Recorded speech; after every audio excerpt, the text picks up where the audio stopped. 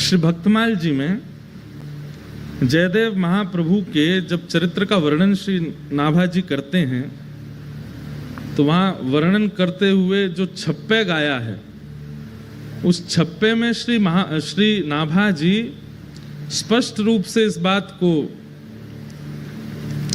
सबको बता रहे हैं। क्या? जयदेव कवि नभ चक्कवे खंड मंडलेश्वर आन कवि प्रचुर भयो तिहु लोक गीत गोविंद उजागर। बहुत ध्यान से सुनिएगा आज, क्योंकि गीत गोविंद, कल भी गीत गोविंद हमने गाया, आज भी गीत गोविंद, और महाप्रभु जी को इतना प्रिय है, इतना प्रिय है, उसके बारे में थोड़ी हम चर्चा करें। प्रचुर भयो तिहु लोक गीत गोविंद उजागर। गीत गोविंद की महिमा केवल पृथ्वी पर नहीं है। एक बार की बात है कि एक राजा थे, उन राजा के यहां पर देवता भी आते थे, गंधर्व भी आते थे, पाताल लोक के नाग नागिन भी आते थे। तो एक बार उन राजा के उस सभा में, सब लोग इधर देखो, बहुत ध्यान से सुनो, देवी देवता गंधर्वजन और पाताल लोक के, रसातल लोक के, यम लोक के सब जीव भी वहां आए हुए थे, सब देवी देवता आए हुए थे। तो राजा ने सबकी अगवानी में सबको विराजमान करके किन्हीं गायकों को बुलाया और उन गायकों ने आकर के गीत गोविंद गाया, जयदेव महाप्रभु के द्वारा रचित। तो गीत गोविंद सुनकर के राजा ने उन सबसे कहा कि आपको ये संगीत कैसा लगा? तो स्वर्गलोक के देवी देवता और रसातल लोक के यमदूत आदि ये सब क्या बोले? बोले ये तो हम रोज सुनते हैं। क्यों? बोले हमारे लोकों में भी इसका पाठ होता है। तब से ये बात प्रचलित हुई कि भैया गीत गोविंद केवल पृथ्वी पर प्रचलित नहीं है, इसको तीनों लोकों में सुना जाता है, सब सुनते हैं। अगर व्यक्ति को गीत गोविंद याद हो, और भगवान ना करे ऐसा कभी हो नहीं सकता कि गीत गोविंद याद हो और उसको यमदूत पकड़ने आ जाएं। यमदूत कब आते हैं? मृत्यु काल में आते हैं। वैसे तो गीत गोविंद याद करने वाले को यम यातना नहीं भोगनी पड़ेगी, लेकिन बाई चांस फिर भी जीवन के अपने व्यवहार स्वभाव नहीं बदले, लेकिन गीत गोविंद याद कर लिया और अंतिम काल में उसके व्यवहार स्वभाव के कारण कहीं अगर यमदूत आ गए और उसने केवल अगर इतना ही गा दिया ना, श्रुत कमला कुछ मंडल धृत कुंडल ए, तो यमदूत वहीं हाथ जोड़ करके खड़े हो जाएंगे, हाथ जोड़ कहेंगे भैया तुम यमलोक के अधिकारी नहीं हो, चलो हम तुम्हें सीधे महाप्रभु जगन्नाथ जी के पास ले चलते हैं। और यमदूत तो क्या ले जाएंगे, यमदूत वहां से अंतर ध्यान होंगे, विष्णु दूत आएंगे और लेकर के जाएंगे। गीत गोविंद का ऐसा भाव। तो प्रचुर भयो तिहु लोक गीत गोविंद उजागर, तीनों लोकों में उसका गुणगान गाया जाता है, केवल पृथ्वी लोक पर गीत गोविंद प्रचलित नहीं है। हमने तो कितने अनुभव किए हैं गीत गोविंद के प्रति। एक हम आप लोगों को सावधानी बताना चाहते हैं, बस वो ध्यान से सुनिए।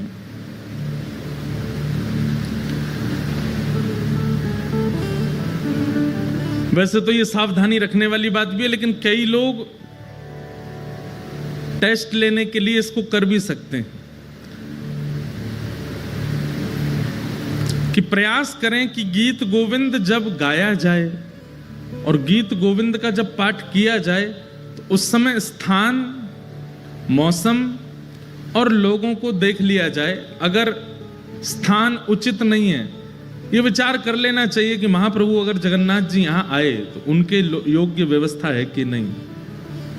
मौसम, कड़कती धूप पड़ रही है, भयंकर गर्मी, पसीना निकल रहे हैं महाराज, उस समय गीत गोविंद मत गाइए। और सामने बैठे हुए लोग अगर वो अधिकारी नहीं हैं, वो दूषित खाते हैं, दूषित पीते हैं, या किसी ऐसी सभा में है जहां विवाह का फंक्शन हो रहा है, किसी के ब्याह का क्रम चल रहा है, किसी का कुछ ऐसा चल रहा है जहां लोग खा भी रहे हैं, डोल रहे हैं, ऐसी जगह गीत गोविंद नहीं गाना। अधिकार का विचार करके गीत गोविंद का प्रस्तुतिकरण और गायन करना। अब ये भागवत की कथा है, यहां सब योग्य बैठे हैं, महाप्रभु जी विराजमान है, भागवत जी विराजमान है, इतने सारे वैष्णव विराजमान, यहां गीत गोविंद गाएं, ठाकुर जी आएंगे विराजेंगे। क्योंकि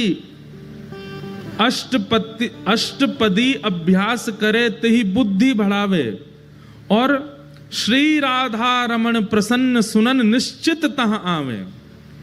श्री नाभाजी कह रहे हैं जगन्नाथ महाप्रभु तो राधा रमण जी जगन्नाथ जी में कोई अंतर नहीं है, लेकिन यहां पर जो शब्द कहा गया है वो सुनिए, श्री राधा रमण प्रसन्न सुनन निश्चित तह आवे। निश्चित शब्द लगा करके श्री नाभाजी ने इस बात को प्रमाणित कर दिया कि गीत गोविंद अष्टपदी का एक अक्षर भी जब प्रारंभ होता है ठाकुर जी उसी समय आ जाते, आकर के बैठ जाते और पूरा सुनते। तो इसमें विचार ये रखना चाहिए कि अष्टपदी कहीं भी ना गाई जाए, कभी भी इसका वाचन ना किया जाए। कई बार ऐसा होता है कि हम लोग सफर कर रहे हैं, गाड़ी में बैठे हैं, गाड़ी में बैठे बैठे आपको, कई लोगों को आदत होती है कीर्तन सुनने की, भजन सुनने की। अब उस समय अगर आपने ट्रैप रिकॉर्ड में गीत गोविंद चला दिया और गाड़ी पूरी पैक बैठी है, ठाकुर जी कहाँ बैठेंगे बेचारे आके? ठाकुर जी कहेंगे भैया ऊपर इसके कैरियल भी नहीं है, कहाँ लटक जाएं हम। अच्छा ये निश्चित है कि ठाकुर जी आएंगे, तो ठाकुर जी को श्रम होता है, बेचारे लटकते हुए सुनते हैं, लेकिन सुनते जरूर हैं। अच्छा इसमें एक चीज हम कह सकते हैं कि जैसे सीडी में चल रहा है, किसी का गाया हुआ चल रहा है, मतलब आधुनिक यंत्र से अगर गीत गोविंद गाया जा रहा है तो ठाकुर जी हो सकता है नहीं आते होंगे, लेकिन कोई भक्त बैठ करके गाता होगा तब तो ठाकुर जी निश्चित आते हैं। तो इसलिए उस समय सावधानी रखो, गाने में कोई अपराध नहीं लगेगा आपको। भक्तमाल जी में एक लीला आती है कि एक माली की बेटी थी, उसको गीत गोविंद याद हो गया। वो गीत गोविंद कब गाती थी? जब अपने बगीचे में बैगन तोड़ने जा रही थी एक दिन। अब बैगन तोड़ने के लिए जा रही थी तो सघन वन था, वहां कांटे लगे हुए थे। अब वो तो बच बचा के निकल रही थी अंदर और गाती हुई जा रही थी। महाप्रभु जगन्नाथ जी व्याकुल हो गए, कोई गीत गोविंद गा रहा है, और तुरंत दौड़े ठाकुर जी। और ठाकुर जी इतने रसिक हैं गीत गोविंद के कि ऐसे नहीं कि दूर बैठ के सुन लिया, कोई गा रहा है तो वहीं से नहीं, सामने बैठ के सुनते हैं, श्रोता का पूरा निभाते हैं नियम। अब वो तो सघन वन में कुंजों में घुसती जा रही थी। महाप्रभु जगन्नाथ जी सोचे कहां से आ रही आवाज, इनमें ये कांटों के वृक्ष लगे हैं, बेल छाई है, इसमें भीतर घुसी हुई है, वहां से बैगन तोड़ती हुई गा रही है। महाप्रभु जगन्नाथ जी हैं भी खूब विशाल, खाते पीते घर के हैं, मोटे ताजे हैं। अब जैसे ये घुसे भीतर, सोचो कभी कभी इमेजिन करो इनके स्वरूप को, ये कैसे घुसे होंगे भीतर। जैसे ही भीतर पहुंचे तो कहीं कहीं से तो वस्त्र फट गए इनके, कहीं पर कांटे लग भी गए, लेकिन मधुर मुस्कान ठाकुर जी सुन रहे हैं। कभी कभी लगता है कि महाप्रभु जगन्नाथ जी 24 घंटे प्रसन्न मुद्रा में ही रहते हैं। क्यों? क्योंकि 24 घंटे कहीं ना कहीं गीत गोविंद चलता ही रहता है, इसलिए ठाकुर जी प्रसन्न रहते हैं, इतना प्रिय है ठाकुर जी को। तो महाप्रभु जी उसका गीत गोविंद सुन रहे थे, बड़े भाव से गा रही थी। जैसे गीत गोविंद विश्राम हुआ, महाप्रभु जी दौड़े मंदिर के लिए, मंदिर में जाकर के विराजमान हुए। तभी पुजारियों ने देखा बलभद्र जी सुभद्रा जी के वस्त्र तो बिल्कुल बढ़िया हैं और ये इनके अस्त व्यस्त हो गए, फट गए जगह जगह से। पूछा, हे महाप्रभु जी ये आपके वस्त्र कैसे फट गए? तो महाप्रभु जी ने ये भाव बताया कि मुझे गीत गोविंद बहुत प्रिय है, और कोई व्यक्ति कभी कहीं गाता है तो मुझे, मेरा मन होता है कि मैं वहां पहुंच जाऊं। तो अभी कहाँ गए थे? तो बताया, बोले एक माली की बेटी है, बैगन तोड़ के गाती है, मैं घुस गया भीतर, फट गए मेरे वस्त्र। उसी दिन वहां के गजपति राजा ने ये नियम बना दिया, पूरे जगन्नाथपुरी को इकट्ठा करके सबसे हाथ जोड़ के निवेदन किया कि जिनको भी अष्टपदी गीत गोविंद याद है, आपसे प्रार्थना है आसन लगा करके उस पर स्वयं बैठिए और एक सन्मुख आसन पर रख करके तब गीत गोविंद गाइए, क्योंकि महाप्रभु जी आते हैं। आप चलते फिरते उठते बैठते कहीं कुछ करते हुए गाएंगे तो उसमें कोई दिक्कत नहीं है, लेकिन महाप्रभु जी को श्रम ना हो। और श्रम दो प्रकार के होते हैं। एक श्रम तो ये होता है कि ठाकुर जी के अनुकूल व्यवस्था नहीं है और ठाकुर जी को गीत गोविंद सुनने का चाव है, वो आएंगे, उनको कष्ट होगा। और दूसरा भाव ये है, मान लीजिए श्री मंदिर में कोई विशेष पूजा चल रही है ठाकुर जी की और उसी समय आप गीत गोविंद गाने लग गए। ठाकुर जी का आने का बहुत मन है और उस समय सामने विशेष पूजा चल रही है, जा नहीं सकते, तो ठाकुर जी बहु प्रयास करके एक और रूप धारण करके आते हैं। और ठाकुर जी इतना श्रम करके आते हैं और उसके बाद भी आप अनुकूल जगह नहीं देखते, तो उनको पीड़ा तो होती है। पीड़ा तो खैर क्या, वो श्रमित तो होते हैं, और वैष्णव का स्वरूप है वो ठाकुर जी को श्रमित नहीं कराता। इसलिए गीत गोविंद का कभी भी पाठ कीजिए तो इस बात का ध्यान रखिए कि अनुकूल व्यवस्था है कि नहीं। चलते फिरते उठते बैठते अगर गाड़ी चल रही है तो रोक लीजिए, बगल वाले को उतार दीजिए और विचार कीजिए महाप्रभु जी बैठे, अब गाते हैं। बहुत ही चाव आ रहा है, गाने का बहुत मन हो रहा है, ऐसी स्थिति में आप गा सकते हैं। जहां अनुकूल ऐसा लगता हो कि ठाकुर जी विराजेंगे तो उनको संकट कष्ट नहीं होगा, ऐसी जगह गीत गोविंद गाइए। जहां योग्यताएं दिखती हो वहां गीत गोविंद का पाठ करो, क्योंकि श्री नाभा जी कहते हैं, राधा रमण प्रसन्न सुनन निश्चित तहां आवे। और एक बहुत विशेष बात गीत गोविंद के लिए, अष्टपदी अभ्यास करे ते ही बुद्धि बढ़ावे। अगर कोई व्यक्ति गीत गोविंद अष्टपदियों का अभ्यास करता है, केवल श्रुत कमला कुछ मंडल एक ही अष्टपदी याद करने से काम नहीं चलेगा। ये हमारे पास पूरा गीत गोविंद है, इसमें बहुत सारी अष्टपदियां हैं और अष्टपदी का स्वरूप ऐसा है कि सब संस्कृत पढ़ने में बहुत आसान लगेंगे, लेकिन गीत गोविंद महाकाव्य की संस्कृत आसानी से पढ़ी नहीं जा सकती। छंद ऐसे हैं कि आप सामान्यतया पढ़ नहीं पाओगे, इसलिए उसका अभ्यास कीजिए। और अगर आप गीत गोविंद अष्टपदियों का अभ्यास करते हैं, नित्य उनको पढ़ते हैं, नित्य उनको अपने ध्यान में लाते हैं, तो उससे क्या होगा? श्री नाभा जी कहते हैं ते ही बुद्धि बढ़ावे। बुद्धि बढ़ावे मतलब विवेक जागृत होता है। एक बात सुनिएगा,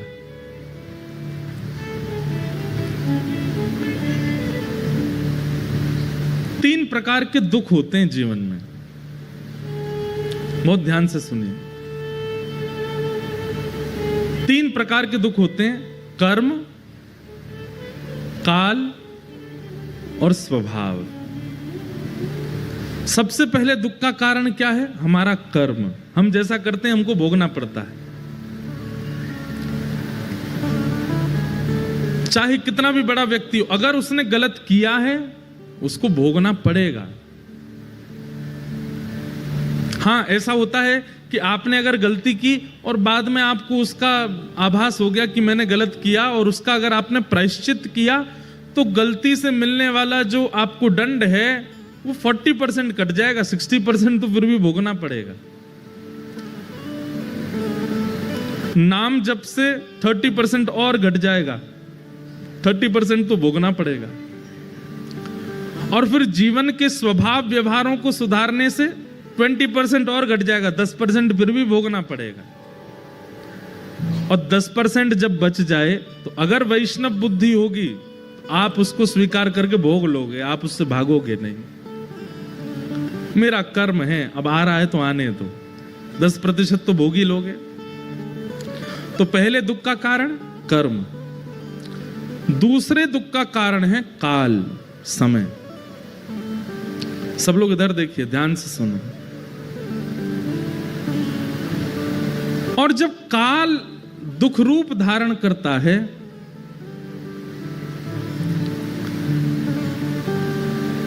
तो काल क्या करता है? मति का हरण कर लेता है। व्यक्ति का जब समय खराब आता है ना, तो कितना भी बुद्धिमान हो, उसकी बुद्धि उल्टी हो जाती है। भगवान स्वयं गीता में अर्जुन को कहते हैं कि जब मुझे किसी के ऊपर बहुत देख के लगता है ना कि भाई बहुत फूल लिया, अब तू आजा चपेटे में आओ हमारे में, तो हम क्या करते हैं? कुछ नहीं करते, केवल उसकी बुद्धि का हरण कर लेते हैं। उसकी सोच ही पलट जाती है। उसने इतनी कथाएं सुनी, इतना ज्ञान, इतने गुरुजनों से उसने सब कुछ सीखा, लेकिन अपने जीवन के व्यवहार स्वभाव को नहीं बदलता है, तो फिर ठाकुर जी काल का जब दुख आता है तो मति का हरण कर लेता है। कितनी बड़ी बात है। अगर कोई व्यक्ति गीत गोविंद का नित्य पाठ करता है, अष्टपदी का अभ्यास करता है, जीवन में ऐसी स्थिति नहीं आएगी कि उसकी मति का हरण हो। ठाकुर जी फिर उसकी मति का हरण नहीं करते। स्वयं नाभाजी कह रहे हैं, अष्टपदी अभ्यास करे तही बुद्धि बढ़ावे। अगर कोई नित्य अष्टपदी का अभ्यास करता है, गीत गोविंद का अभ्यास करता है, उसकी मति का हरण नहीं, मतलब उसके जीवन में काल का दुख नहीं आएगा, समय का दुख नहीं आएगा। इतना प्रिय है ठाकुर जी। आहा,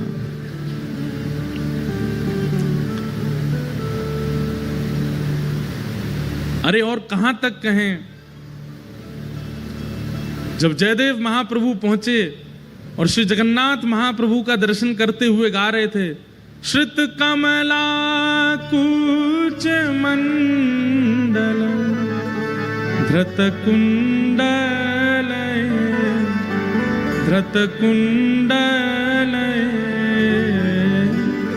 कलित ललित वनमाल तक पहुंचे थे। बस गाना तो चाह रहे थे जय जगदीश हरे, लेकिन श्री जगन्नाथ महाप्रभु अपने मधुर अधरों से गाने लगे, जय जय देव। आज जय जगदीश हरे नहीं होगा, आज जय जय देव हरे होगा। हे जयदेव, तुम्हारे इन भावों को हम प्रणाम करते हैं। हमारी इन अंतरंग स्थितियों को तुम लिख रहे हो, हम वंदन करते हैं। श्री जयदेव महाप्रभु वो पहले ब्याह नहीं कर रहे थे। इधर देखो, ध्यान से सुनो। सबको आवाज आ रही है हमारी? किसी को नहीं आ रही हो तो हाथ ऊपर करो। सबको आ रही है ना? हाँ, तो ध्यान से सुनो। जयदेव महाप्रभु पहले ब्याह नहीं कर रहे थे, और ये निश्चित होता है कि जिसके अंदर भक्ति मात्रा में आ जाती है वो ब्याह से भागता है। वो संसार के विषयों से कहीं ना कहीं स्वयं को बचाता है। तो जयदेव महाप्रभु, आपके माता पिता जो थे वो बाल्यकाल में ही चले गए थे।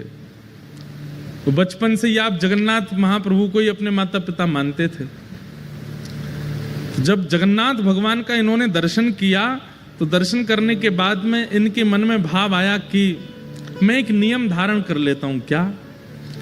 मैं इतना विरक्त भाव में रहूंगा, वृक्ष के नीचे रहा करूंगा, और एक रात जिस वृक्ष के नीचे रहा, दूसरी रात उस वृक्ष के नीचे नहीं रहूंगा। ऐसा नियम बना लिया जयदेव महाप्रभु ने। गीत गोविंद इतना प्रिय लेखनी से नहीं बना है, इतना प्रिय शब्दों से नहीं बना है, इतना प्रिय जगन्नाथ जी को रचयिता की वजह से बना है। शब्द तो संस्कृत के हैं, मैं भी लिख सकता हूं, आप भी लिख सकते हो। कई बार सब्जी अच्छी नहीं बनी है, लेकिन किसने बनाई है? पत्नी ने बनाई है, तो अच्छी बतानी पड़ती है। कैसी बनी? बहुत अच्छी बनी, बहुत बढ़िया बनी है। अरे चलो, पत्नी तो रोज बनाती है, पति ने बनाई है। हाँ, पति कभी कभी भोजन रसोई घर में घुस जाता है तो गैस चूल्हा सब घबरा जाते हैं, बोले आज हमारी शामत है, आ गया, अब बनाएगा कुछ। तो जब पति रसोई घर में जाता, उस दिन सबसे ज्यादा खुश होती है पत्नी, और बच्चे तो कूदते रहते, आज पिताजी बनाएंगे कुछ।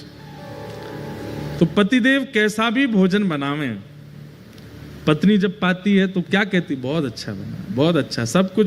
पत्नी को पता चल जाता है इसमें नमक कम है, नींबू भी कम है, थोड़ी सी मिर्च ज्यादा हो गई है, बच्चों को कहती है नहीं नहीं इसका पेट भरा, इसको मैं दोबारा खिलाऊंगी, वो फिर बाद में सही करके बच्चों को खिलाती है, लेकिन पति से क्या बोलती है, बहुत अच्छा बना है। मतलब सामग्री से कई बार प्रेम नहीं होता है, सामग्री बनाने वाले से प्रेम होता है। महाप्रभु जगन्नाथ जी को सामग्री तो बहुत प्रस्तुत करने वाले हैं, पर प्रस्तुत करने वाला कैसा है उससे ठाकुर जी को सामग्री अच्छी लगती है। ये गीत गोविंद इतना प्रिय क्यों है ठाकुर जी को? क्योंकि जयदेव महाप्रभु, और उन जयदेव महाप्रभु ने ऐसा नियम बना लिया कि मैं एक वृक्ष के नीचे एक रात रुकूंगा और अगले दिन दूसरे वृक्ष के नीचे चला जाया करूंगा।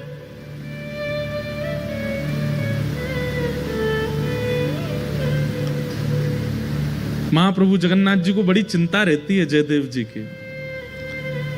उनको लगा कि बताओ मेरा इतना प्रिय जयदेव, उसकी रचना मुझे इतनी प्रिय कि ठाकुर जी आज भी गीत गोविंद ओढ़ के सोते हैं, हृदय से लगा के सोते हैं। अरे भाई कोई प्रेम का निर्वहन 10 साल कर ले, 20 साल कर ले, 50 साल कर ले, 60 साल कर ले, श्री जगन्नाथ महाप्रभु 1000 साल से अपने प्रेम का निर्वहन कर रहे हैं।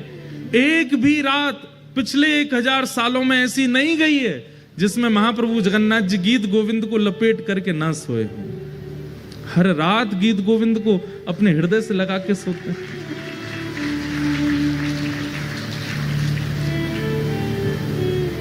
अरे प्रेम विवाह करने वालों के भी प्रेम चलते हैं, लेकिन कुछ वर्षों में कुछ कुछ खंडन तो उनके प्रेम में भी आता है।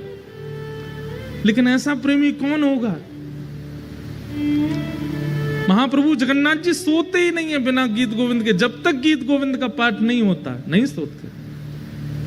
और केवल जगन्नाथ जी नहीं, बद्रीनाथ चले जाओ वहां पर भी गीत गोविंद का पाठ होता है, द्वारिका में भी गीत गोविंद का पाठ होता है। गीत गोविंद रात में सुनेंगे तभी ठाकुर जी को नींद आती है, तभी सोते हैं, क्योंकि रचयिता जयदेव है। और वो जयदेव हैं कैसे? उन्होंने नियम ले लिया कि मैं एक वृक्ष के नीचे एक रात रहूंगा, अगले दिन दूसरे वृक्ष के नीचे सोते थे। इतना संग्रह भी नहीं किया कि कहीं मैं एक वृक्ष के नीचे 4 दिन रहा तो ऐसा ना हो जाए कि ये वृक्ष और ये स्थान मेरा है। लेकिन महाप्रभु जी को चिंता होती है जयदेव महाप्रभु की, मेरा जयदेव एक वृक्ष के नीचे सोता है। इतनी बड़ी रचना गीत गोविंद करने वाला एक वृक्ष के नीचे सोता है। तभी श्री जगन्नाथ जी ने एक योजना बनाई, और एक सुदेव नाम का ब्राह्मण था। उस सुदेव ब्राह्मण के कोई संतान नहीं थी।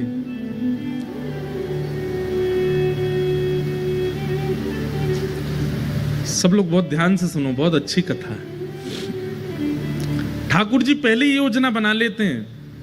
तो सुदेव ब्राह्मण के पहले कोई संतान नहीं थी, तो सुदेव ब्राह्मण ने जगन्नाथ महाप्रभु से कहा कि भगवान एक संतान का सुख मुझे दीजिए, मैं वचन देता हूं उसकी बाल्यावस्था पूरी हो जाने के बाद जैसे ही वो बालक कुमार अवस्था का होगा मैं आपके चरणों में निवेदित कर दूंगा, वो बालक आपका हो जाएगा। फिर ये मेरा वचन है आपको।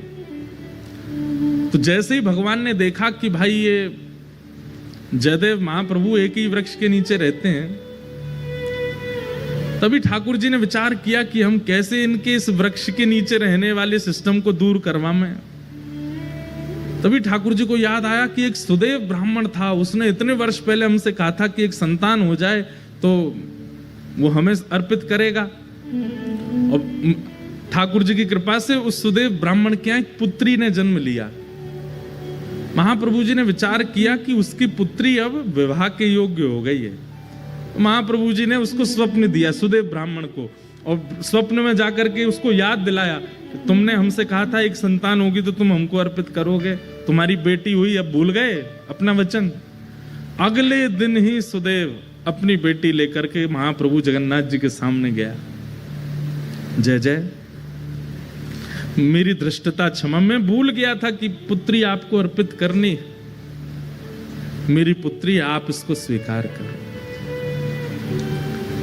जैसे ही उसने प्रणाम किया, महाप्रभु जगन्नाथ जी उसके अंतस्थ में आ गए और बोलने लगे, बोले अब ये हमारी हो गई तो हम जहां जाएंगे वहां इसको लेके जाओ, हम जहां चाहेंगे वहां इसको दे आओ। बोले आज्ञा करो। बोले एक वन में एक जयदेव महाप्रभु हैं, गीत गोविंद की रचना जिन्होंने की, उनसे जाकर के अपनी बेटी का ब्याह कर दो। पद्मावती नाम था उनका। तो सुदेव ब्राह्मण बोला भगवान वन में रहते हैं, बेटी। बोले अब ये तुम्हारी बेटी नहीं तो तुम चिंता क्यों कर रहे हो? तुम्हारी बेटी होती तुम चिंता करते ना कि जमाई हमारा कैसा, घर है कि नहीं है, परिवार है कि नहीं, संपत्ति। अब तो ये हमारी हो गई, तो अब इसके पिता हम हैं, हम इसके लिए योग्य वर ढूंढ चुके हैं, उससे जाके ब्याह करो इसका। और जो आज्ञा भगवान, बिल्कुल संशय नहीं है मेरे चित्त में, मैं ब्याह कर दूंगा। और जाते जाते जगन्नाथ महाप्रभु, सुनो तुम अपनी बेटी लेकर के संबंध कराने आयो, ऐसा बिल्कुल मत बोलना। ये कहना महाप्रभु जगन्नाथ जी ने भेजा है और उन्होंने ही आज्ञा की है कि आपको इनसे ब्याह करना पड़ेगा। ठाकुर जी को कितनी चिंता हो रही है कि जयदेव जी का घर बन जाए, जयदेव जी की झोंपड़ी हो जाए। सुदेव ब्राह्मण अपनी पुत्री पद्मावती को लेकर के पहुंचे। श्री जयदेव महाप्रभु एक वृक्ष के नीचे बैठे थे तो प्रणाम किया। जयदेव महाप्रभु, कहिए भगवान कैसे आना हुआ? बोले भगवान आप सुयोग्य हैं और मेरी बेटी आपके बिल्कुल योग्य है, मैं अपनी पुत्री का आपसे विवाह करने के लिए आया हूं। और ये मैं अपनी पुत्री का विवाह करने इस भाव से नहीं आया कि मैं इनका पिता हूं। महाप्रभु जगन्नाथ जी ने मुझे स्वप्न देकर के आज्ञा दी है कि आप इनको स्वीकार करो। जयदेव महाप्रभु उठ खड़े हुए, हंस करके बोले जगन्नाथ प्रभु तो बोलेंगे ही, खुद ने तो 16,108 किए हैं, उनको क्या कमी है? वो तो 10-5 हजार और कर लें तो भी उनको कोई दिक्कत नहीं, वो तो कर्तुम अन्यथा कर्तुम समर्थ परमेश्वर हैं, वो संभाल भी सकते हैं। पर मैं कैसे संभालूंगा इनको? मैं तो एक वृक्ष के नीचे एक रात रहता हूं, फिर दूसरे वृक्ष के नीचे दूसरी रात गुजारता हूं, तीसरे मेरा कोई ठिकाना नहीं है। और भाई इनको रखने के लिए तो बहुत व्यवस्थाएं करनी पड़ जाएंगी, मेरे भजन में बाधा हो जाएगी, मेरे चित्त में इतना भाव प्रेम नहीं उमड़ पाएगा फिर ठाकुर जी के प्रति। क्षमा करें महाप्रभु, भले ही जगन्नाथ जी ने इनको भेजा। अब देखो ये अधिकार प्रेमी व्यक्ति को प्राप्त होता है। हम आप होते तो घबरा जाते, ओहो जगन्नाथ जी ने कहा है फिर तो मानना पड़ेगा, फिर तो करना पड़ेगा, फिर तो स्वीकार होना ही चाहिए। लेकिन जयदेव महाप्रभु इतने जानते हैं ठाकुर जी को, इतना प्रेम है उनका। बोले महाप्रभु जी से कहो कहीं और व्यवस्था देखें इनके लिए, बाकी सारी आज्ञा उनकी स्वीकार है पर ये स्वीकार नहीं है, हम ब्याह नहीं कर पाएंगे।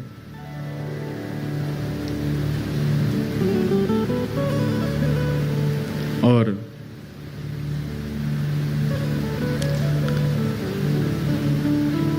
श्री जयदेव महाप्रभु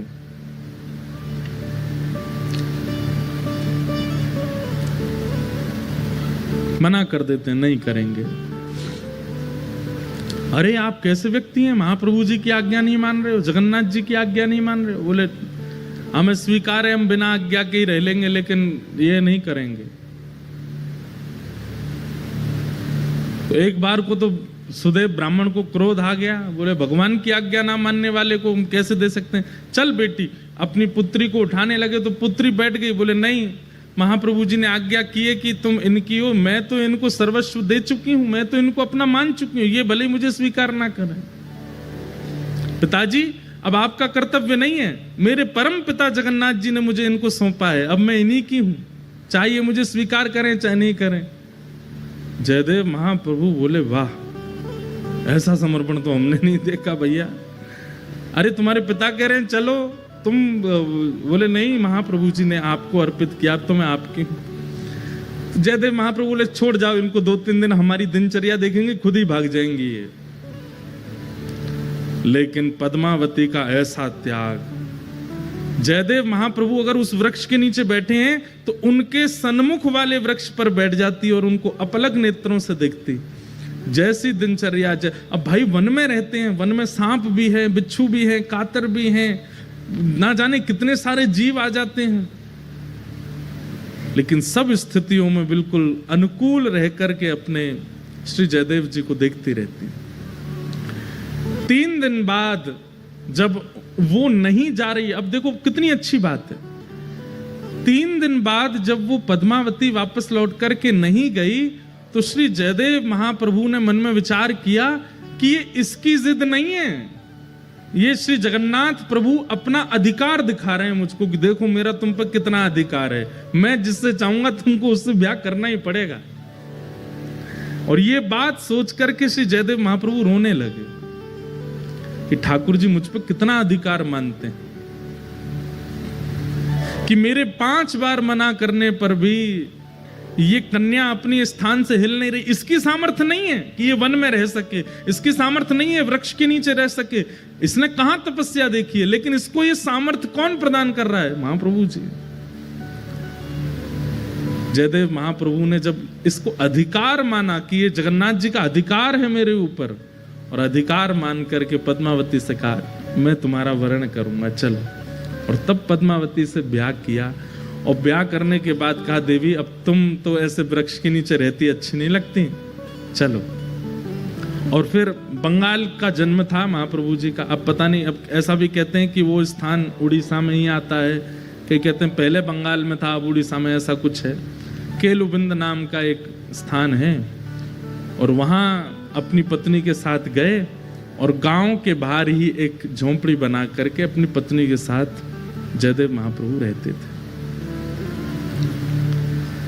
अब ठाकुर श्री जगन्नाथ जी को शांति पड़ी कि हाँ अब ठीक है, झोंपड़ी में रहता है, अब कम से कम धूप, वर्षा, सर्दी, गर्मी, जीव जंतुओं से सुरक्षित तो है, कोई दिक्कत नहीं। महाप्रभु जी ने, जयदेव महाप्रभु महाकाव्य गीत गोविंद की रचना की।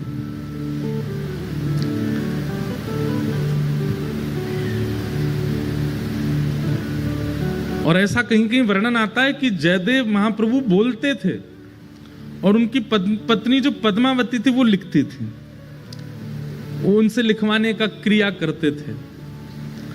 ठाकुर जी के अंतरंग लीलाओं को वर्णन करते और पत्नी से कहते तुम लिखो। दोनों दंपति मिलकर के महाप्रभु जगन्नाथ जी के यश का गान कर रहे हैं, ठाकुर जी की लीला का स्मरण कर रहे हैं। एक बार एक अष्टपदी का सुंदर भाव आया चित्त में, और उस अष्टपदी में रास बिहार का वर्णन कर रहे थे श्री जयदेव महाप्रभु। तो रास बिहार का वर्णन करते करते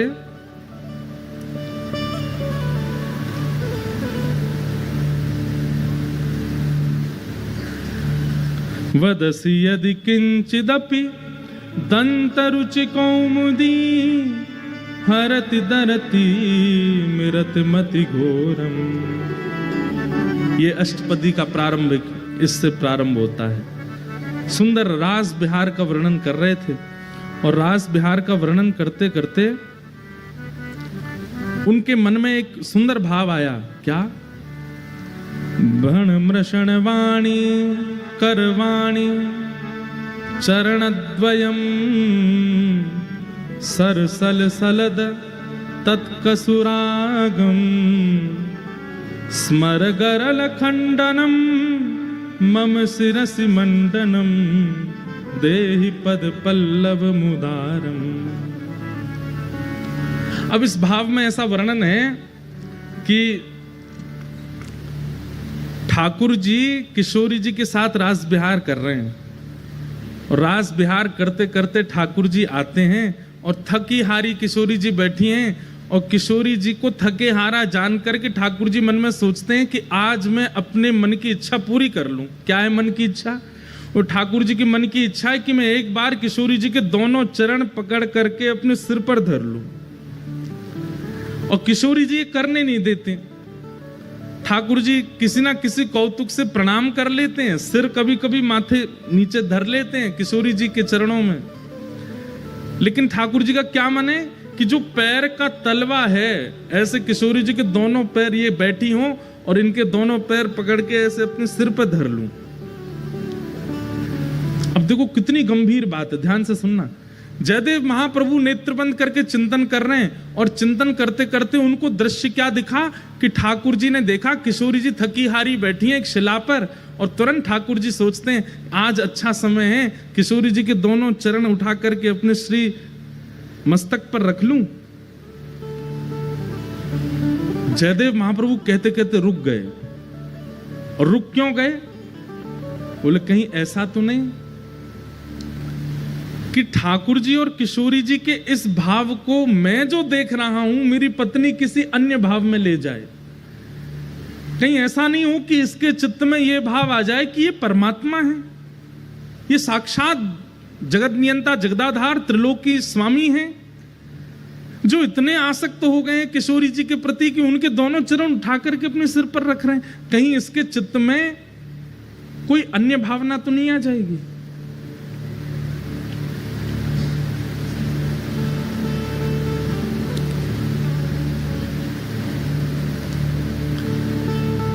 बोलते बोलते जयदेव महाप्रभु रुक गए और तुरंत मन में विचार किया कि मैं अपना नित्य क्रम करे आता हूं और इसको मैं थोड़ा परिवर्तित करके बोलूंगा, ऐसा कोई भावना आवे जिससे इसके चित्त में कोई दुर्भाव प्रकट हो जाए।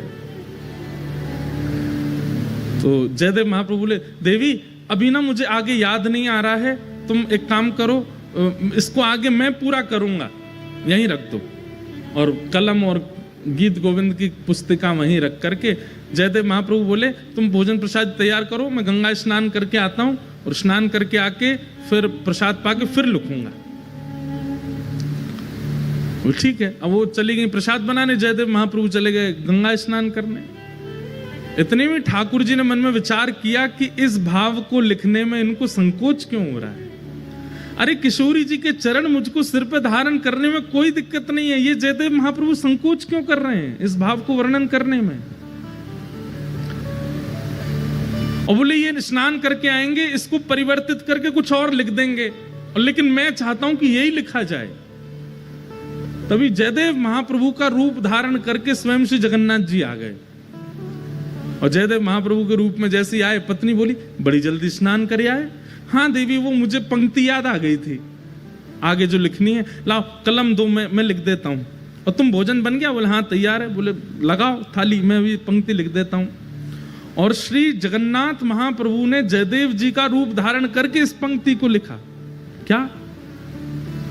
भण मृषण वाणी करवाणी चरण द्वयम सरसल सदल कथ सुरागम स्मर गरल खंडनम मम शिरसि मंडनम देहि पद पल्लव मुदारम। हे किशोरी जी, आपके चरण कैसे हैं? बोले इन चरणों को यदि कोई दूर से देख ले और उसके चित्त में यदि काम भी उत्पन्न हो गया होगा तो किशोरी जी के चरणों में इतनी सामर्थ्य है कि उसके हृदय से उस काम का नाश हो जाएगा। ऐसे काम नाशक इन चरणों को मैं अपने शीश पर धारण करता हूं। स्वयं ठाकुर जी ने लिखा और लिख करके जयदेव महाप्रभु की छाप लगा दी। जयति जयदेव कवि भारती भूषितम मानिनी जननि तिशातम। जयदेव महाप्रभु की छाप लगा करके और पूरी पंक्ति पूरी करके, देवी भोजन लगाओ। पत्नी ने, पद्मावती ने भोजन बनाया, ठाकुर जी ने प्रेम से पाया। और नियम था पद्मावती का कि जयदेव महाप्रभु पाते फिर उसी थाली में जो बच जाता उसमें ही थोड़ा परोस के पाती थी। आज ठाकुर जी ने अपना अधरामृत दे दिया पद्मावती को और पद्मावती ने प्रेम से उसी में ही दाल भात मिला करके पाया। आज तो ऐसा अद्भुत, आज पद्मावती बोली ऐसा लगता है मेरे हाथों में लक्ष्मी आ गई है, कितना सुंदर स्वाद, ऐसा लगता है जगन्नाथ महाप्रभु का भात पा रही हूं क्या। बड़े आनंद में निमग्न होकर के एक एक कोर पा रही थी। तभी जयदेव, असली जयदेव आ गए। और वो जयदेव कहां गए? बोले देवी मैंने तो बहुत पा लिया, अब मैं सोने कक्ष में जा रहा हूं, तुम पालो। जगन्नाथ जी तो चले गए भीतर कक्ष में, असली जयदेव जी आए। आकर के अपनी पत्नी को देखा, वाह देवी इतनी जोर की भूख लगी कि आज हमसे पहले ही पा लिया आपने। पद्मावती बोली क्या कह रहे हैं? बोले तुम रोज हमको पवाती हो, फिर हमारे बात पाती हो, आवाज हमसे पहले ही पा रही हो। पद्मावती बोली, कुछ खा पी लिए हैं क्या आप? अरे अभी अभी तो आप प्रसाद पाके सोने गए थे, आपका जो बचा थाल में वही मैं पा रही हूँ। जयदेव महाप्रभु बोले, मैं तो तब का गया गंगा स्नान करके और संध्या वंदन करके अब लौटा हूं, मैं कहां प्रसाद पाया मैंने अभी। अरे आप थोड़ी देर पहले आ तो गए थे, बोले मुझे पंक्ति याद आ गई है, जल्दी कलम दो, और तुरंत आप लिखने बैठ गए और लिख करके आज बड़े खुश हो रहे थे, बड़े आनंद से अपना ही नाम गा रहे थे, वाह जयदेव कह रहे थे। और फिर प्रसाद प्रेम से आपने पाया और सोने गए हो भीतर, पीछे से निकल के फिर आ गए हो बाहर, ये क्या लीला कर रहे हो आज?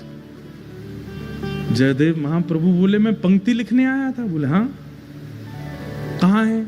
गीत गोविंद काव्य। बोले वो वहीं जहां आप रखते हैं वहीं रखा है। तुरंत दौड़ करके गए और जैसे ही उस पंक्ति को देखा, जिस पंक्ति को लिखने में संकोच जयदेव महाप्रभु कर रहे थे, सुंदर अक्षरों में श्री जगन्नाथ जी अपने हाथों से लिख करके गए।